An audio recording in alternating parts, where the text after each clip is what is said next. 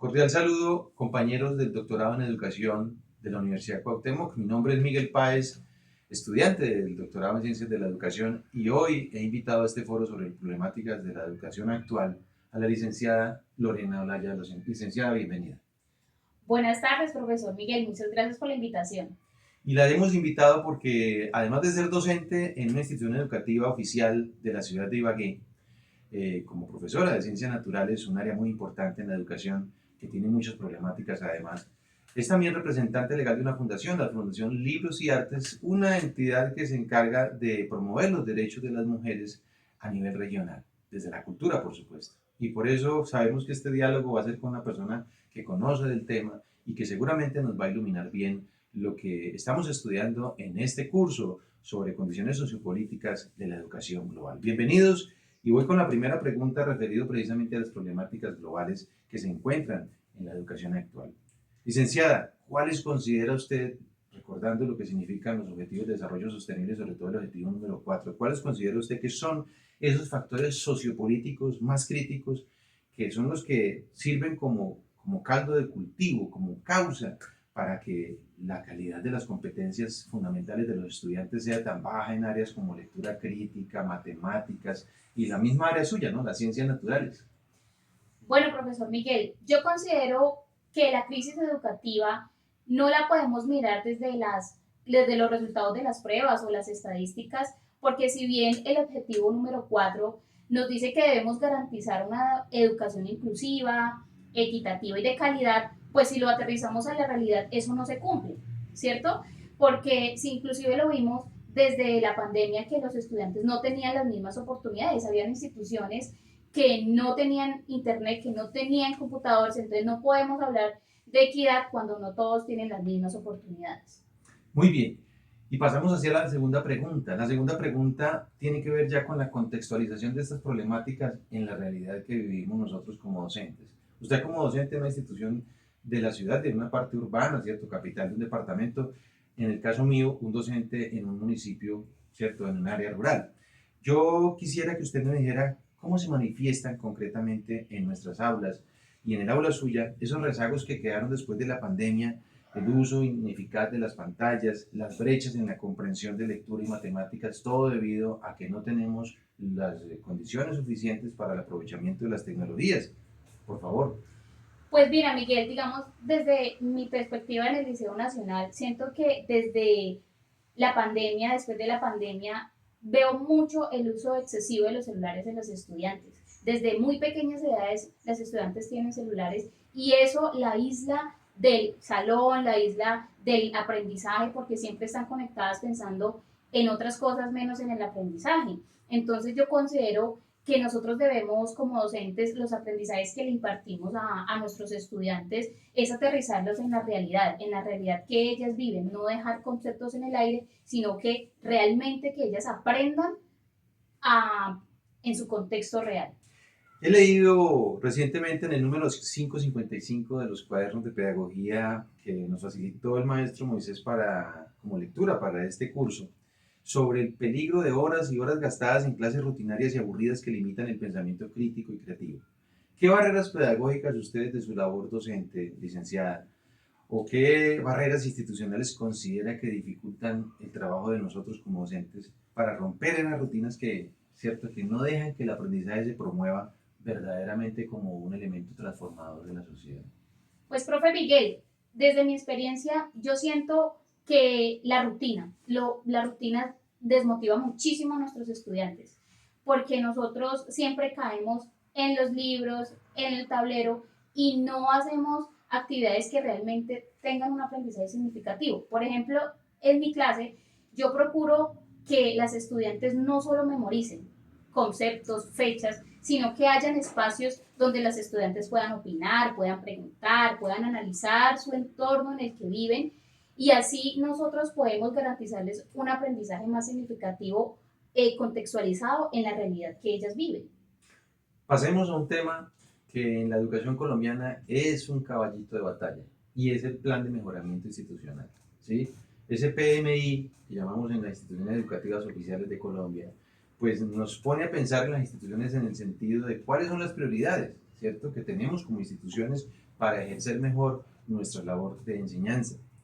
¿Cuál es el mecanismo, licenciada, ya digámoslo de manera personal o institucional, que debe servir para priorizar las problemáticas que debemos atender dentro de ese plan de mejoramiento?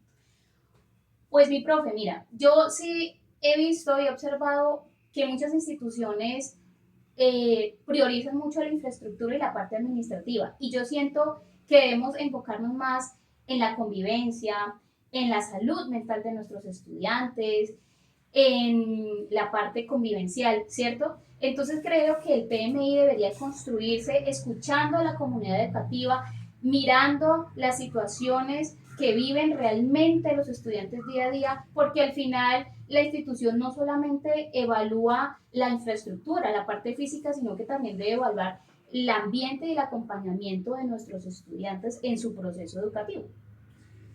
Quiero que pasemos a un tema que me parece muy interesante y es el de los mecanismos de solución pedagógica. Frente a estas realidades que usted está mencionando y frente a las problemáticas que vivimos en la actualidad en nuestras instituciones y que acabo de leerlo en el informe, el aprendizaje no puede esperar de 2024. Pues se habla de tutorías, se habla de enseñar de manera contextualizada, se habla de la integración de lo digital, ¿cierto?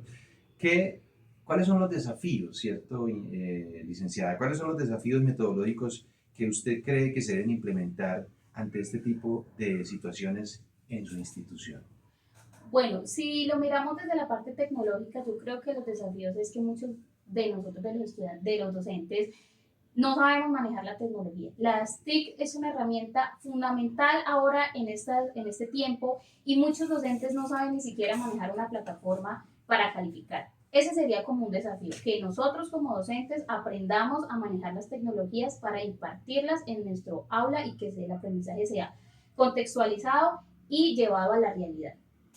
Tengo aquí en mis manos, mi estimada licenciada, un libro de Jorge Luis Borges, el libro Cuentos Completos. Pues Muy es uno bueno. de los libros de cabecera aquí. Y Jorge Luis Borges era un lector incurable. Ese gran lector que fue Jorge Luis Borges nos habla de cómo la lectura es un placer, ¿sí? Pero sabemos que en nuestras instituciones no se ve así. Yo quisiera que enfocáramos esta última pregunta de esta entrevista sobre el tema de gobernanza y políticas públicas, hablando de uno de los problemas que advierte la OCDE, y es cómo podemos los docentes de aula, los mismos directivos docentes, ¿cierto? Los mismos administrativos dentro de las instituciones potenciar un liderazgo para que la política pública local responda con mayor pertinencia a esa falta de lectura, a esa falta de comprensión de las matemáticas en los niños, precisamente en establecimientos educativos como en el que usted trabaja, que es para una población, digámoslo así, una población de estratos 1, 2, 3 de la ciudad. Bueno, pues profe, yo considero que debemos dejar un poco de lado la enseñanza tradicional, ¿cierto?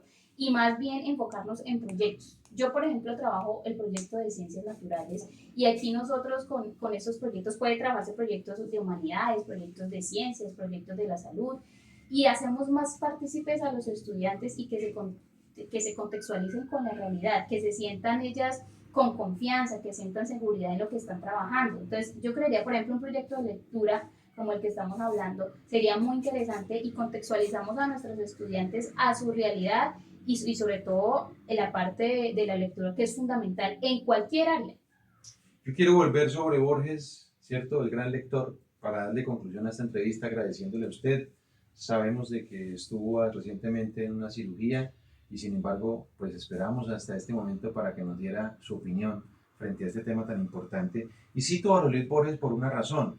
Cada día los índices de lectura son más bajos y esto es precisamente resultado de un mayor uso de las tecnologías, de los celulares, de las pantallas, que obviamente ha afectado a nuestros estudiantes. Frente a esa realidad, yo quiero simplemente concluir diciendo, y en este momento cito a la señora Carmen Pellicer en el número 555 de los cuadernos de pedagogía publicado en 2024, precisamente para decir que la combinación de lo que significó, y que usted lo tomaba bien, lo que significó los efectos de la pandemia, lo que significa la pobreza de la estimulación del pensamiento crítico, por ejemplo, a través de la lectura, y las desigualdades socioeconómicas estructurales configuran un panorama, ¿cierto?, que exige soluciones de parte de todos nosotros. Usted como docente, yo como docente de aula, los directivos docentes.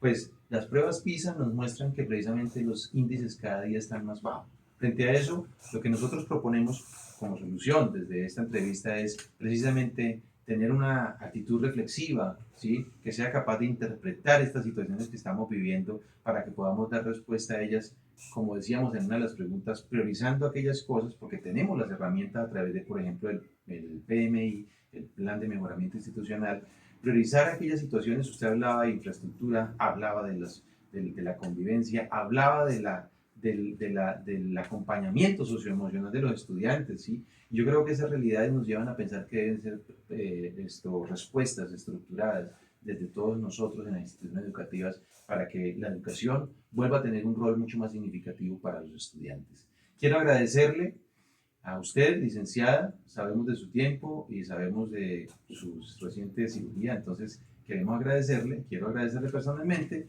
Aquí a los estudiantes que están presentes también quiero agradecerles, han estado muy en silencio, muy juiciosos escuchando y sobre todo darle gracias a nuestros compañeros del doctorado que han visto esta entrevista y que ojalá sirva como punto de reflexión sobre el tema de los problemas actuales de la educación. Mil gracias.